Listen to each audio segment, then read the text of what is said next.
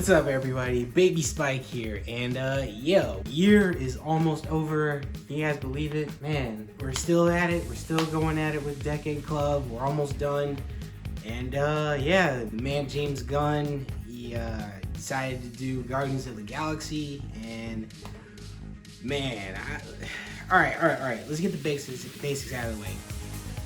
This one, Guardians of the Galaxy, written and directed by James Gunn, has Chris Pratt in it, Zoe Saldana, Bradley Cooper, Batista, Vin Diesel, Glenn Close, John C. Reilly, Michael Rooker, of course. There's one more. Jamin Hansu, Lee Pace. I mean, come on, I could literally name this off the top of my head like it's nothing really. So if I keep naming it, we'll be here all day. But yeah, anyways, on with the movie. So of course, movie, it's about this ragtag group of folks. You know, we got a tree, got a smart ass raccoon. We got Peter Quill, who's a human. But the movie started off with him as a kid, but we'll get to that in a bit. We got Gamora, known as the deadliest woman in the galaxy, and we got Drax, the Destroyer, who is, exactly that. He's a destroyer. And so at the time this movie came out, I honestly had no idea who these guys were. We had, as far as the actors go, yeah, I knew who everybody was. I knew who Batista was, knew who Bradley Cooper and them were. I already knew who Chris Pratt was. And Chris Pratt, man, dude, this man had the year of his life when he came out with this movie. He was killing it left and right. He just finished, I think he just finished Parks and Rec, or he was in the process of finishing up Parks and Rec when he got this role. But either way, man, damn, man. This was the movie that literally kind of catapulted him into in the Chris Pratt that we know today. Like back then, he was just another guy. Like, oh yeah, I know that guy. That guy's funny. You know what I mean? But anyways, man. So all right. On to the movie. I'm just gonna say it right now. I hate James Gunn for this, man. This man, James Gunn, started the movie off all emotional and shit. Which, first of all, this man James Gunn in his needle drops. This man knows exactly how to pick his songs for his movies, dude. It's absolutely insane how great his music choices are. But anyway, so yeah, we're starting off all sad. Peter Quill, he's a kid. He's in the hospital, seeing his mom one more time because she has cancer. And then after his mom dies, he gets picked up by Yondu, and that's how the movie goes. And honestly, I'm seriously debating on doing spoilers from here on out with Decade Club, but I'm gonna keep an eye out. If I hear from, but just let me know if spoilers are okay. But anyways, by the time that the movie full on starts, you're already in it because the soundtrack gets even better. Keep in mind, the movie starts off with two songs. It starts off with "I'm Not in Love" by 10cc. And then by the time you meet Chris Pratt, as his character, as he's fully an adult now, "Come and Get Your Love" by I believe Redbone is the band. That song starts playing, and I'm sorry, if you're not in love with the soundtrack by those two songs, something's wrong with you. If you're not at least liking the soundtrack by those two songs, something's wrong with you. If you don't like at least one of the songs by that point, I don't know, or at least you're jamming out with it. You know, if you're not at least jamming out with it, something's wrong with you. I gotta say, look, it is what it is. I don't make the rules here, okay? I don't. Now, obviously, I'll just get it out of the way at this point. Chris Pratt, perfect casting for Star-Lord. This man kills it. He's got the right amount of wit. He's got the right amount of humor. He's got the right amount of sharpness, with how he is in his thieving and all that stuff like that. Of course, Bradley Cooper, by the time we see him, he's perfect. He's a perfect voice to play to do the voice of Rocket Raccoon, Vin Diesel. Vin Diesel is actually really interesting casting for this one, which I was like, why Vin Diesel? But then you remember, oh yeah, he did the voice of Iron Giant. And Vin Diesel, when he's not like, you know, growling through his lines in the Fast and Furious movies, talking about family and stuff like that. Family. Okay, that's not me digging at him like that. Look, that's just what he does. That's what he does. And I'm not, you know, but it is what it is. Yo, Vin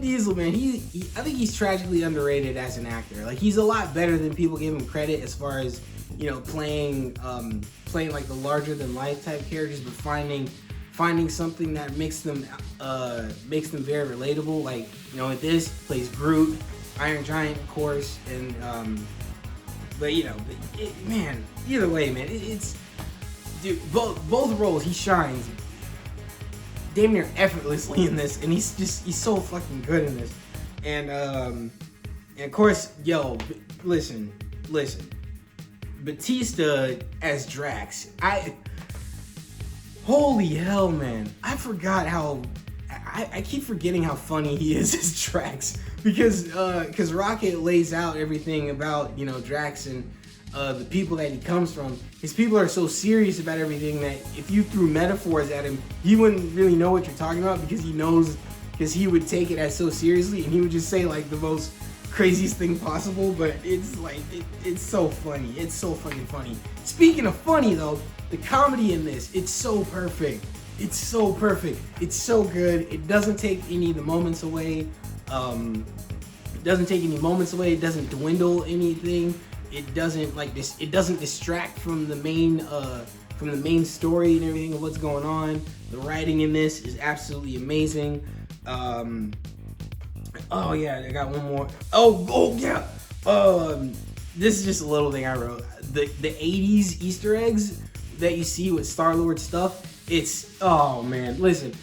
I was born in the 90s, but I absolutely love the 80s. Like the 80s to me is like, that's golden age, like decade for me, you know? Like if there was a time machine, if a time machine existed right now, I would literally get in that time machine, hop back to the 80s and live through all of it. Like I'd live through all the 80s and just stay there, you know what I mean? Like, cause that's how much I love the 80s. Like I don't know what else to say with this movie. Oh yeah, and I forgot Glenn Close was in this too. Because I never thought I would see an actress of Glenn Close's caliber being in a movie like this. Which I'm not saying like, you know, Guardians of the Galaxy like, oh, it's beneath Glenn Close. I'm not saying that at all. It's just when you see an actor like Glenn, when you see an actress or even an actor on the same caliber as like, you know, Glenn Close, it's like, whoa, well this is a great surprise. This is awesome, but it's so good. Damn. Hang on. Always good. It's always good to see Stan Lee, man. It's always great to see Stan Lee. R.I.P. Stan Lee, man. Seriously, every time I see him, man, I can't help but just say that. I just can't help but say, "Ayo, R.I.P. Stan Lee, Stan the man." You know what I mean? But oh man, dude, that dude's a legend, absolute legend. But all right, okay. Do I have any problems with the movie? Oh, wait. Before I get to the problems per se, I gotta get to. Okay, yeah, I wrote this down.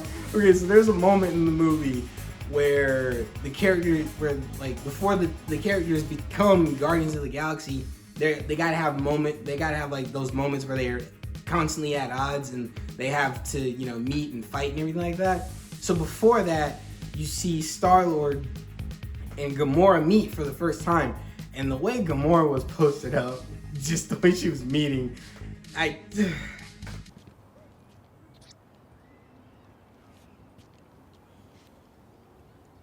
What happened? This guy just backed out of a deal on me. There's one thing I hate, it's a man without integrity. Peter Quill, people call me Star-Lord. You have the bearing of a man of honor. Listen, don't flirt with me like that. If that was me, I would say, don't flirt with me like that. Do not, just don't do that. I gotta go. But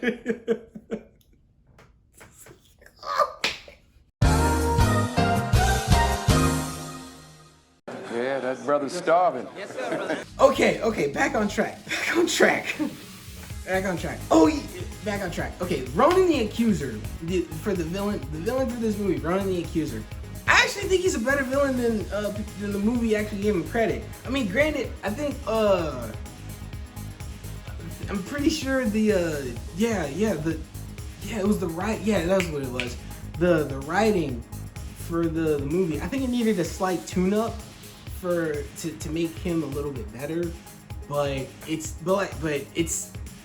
such a small. Well, I wouldn't say it's a nitpick. It's kind of I wouldn't say a legit criticism, but like I said, it's a small criticism. It's not enough for me to be like, this movie sucked because of that. But because, like I said, the movie, it's so good. It's so good that I had such a fun time hanging out with these characters, going on these adventures in space and checking out all these different worlds and seeing all these gorgeous, beautiful women. And you know what? I'm just gonna say it right now. I'm pretty sure I got issues here.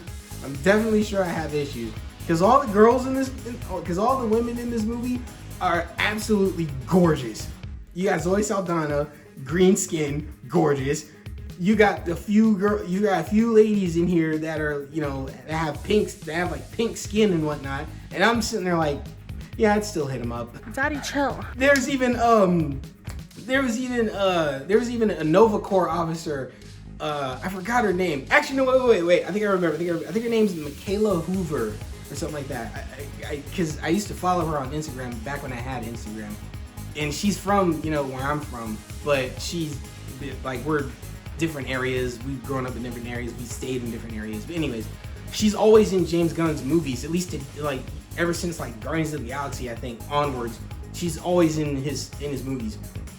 But she's gorgeous as hell too. And I'm just sitting there like, what in the actual ass is going on here? But alright. Okay. Before I lose it again, before I lose my mind again, I gotta wrap this up. Okay, so Guardians of the Galaxy. Besides the small criticism I have with Ronan the Accuser and the writing that they should did a slight tune-up for him. Listen, James Gunn always kills it with the writing, always kills it with the directing. The comedy was perfect. The characters were great. Loved seeing Yondu and them being badass. Oh shit! Speaking of Yondu, listen, this moment in this movie, this moment in this movie never fails to make me laugh. It never fails. The high-end community is. The high-end community is. It's a tight-knit group. The high-end community is. It's a tight-knit group. Oh man, okay. All right. I'm getting caught up again.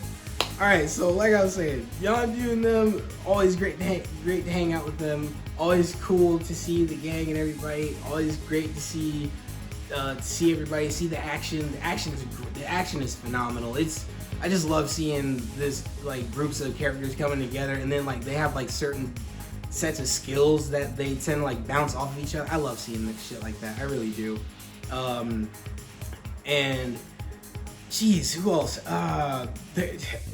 Seeing and Karen Gillan, of course, as Nebula. I'm not gonna lie, I used to hate. Actually, no. I'm not gonna go that far. During this time, when I first saw Guardians of the Galaxy, I couldn't stand Nebula. I just couldn't. But like I said, but in the long haul, my things have kind of flipped on itself. So, oh man. But anyways.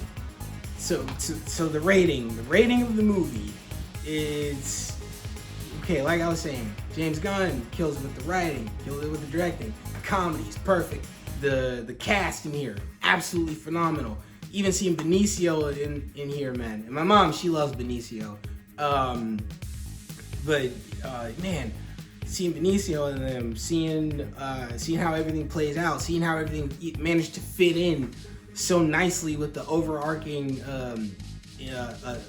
saga that they were doing with the MCU, with the Infinity Saga.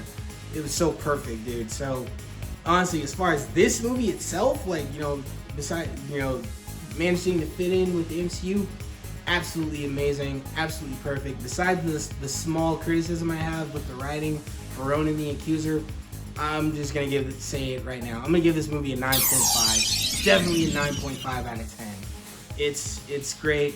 Loved it. Soundtrack is perfect. Listen to the soundtrack if you haven't already. If you haven't already, what the hell are you doing? Listen to the soundtrack. Watch the movie. It's on Disney Plus. I just watch the movie, man. Just please watch the movie. All right, guys. So Guardians of the Galaxy.